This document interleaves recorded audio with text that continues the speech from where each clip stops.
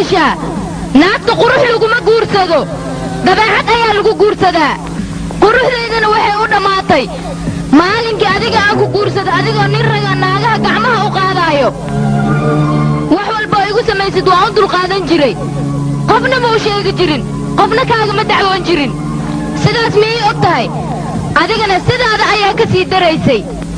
marna uma u fikirta inaan naagtaada ahay korkayga aad ku dheeshid marna dhiig aad ka keento ma sidaas aniga igu jecleed wax badanaan kuu dulqaatay wax badanaana kuu sabray aniga korkayga dhaawaca gaaraayo way xanuunayaa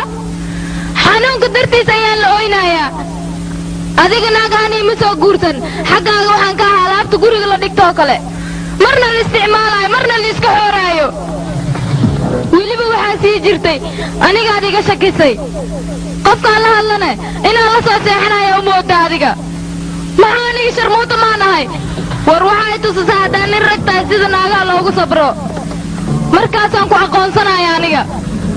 war aniga waxaan kula jooga 6 bilood iyo 15 maal hal maalin xataa adiga raaxa xataa kaama helin waxaad nii leedahay aniga ayaa ku qabo ninka iyo naagtana waxay isku guursadaan kalsooni iyo jecel haddii aniga kalsooni iyo jecel aad igu dhaqi lahayd weligayna kaama soo carari lahayn aniga sabarka hadduu kaa bato waa sibir sibirna waa qaraar dheriga karkarka waxaa ka keenay kuleelka anigana qayladan waxaa iga keenay dhibka badan aan aniga ii geysan jirtay xalaashiisa xumeeye xaggaana u dambeeyo ninka ragga ah raganimadiisa naagtiisa caddayn karto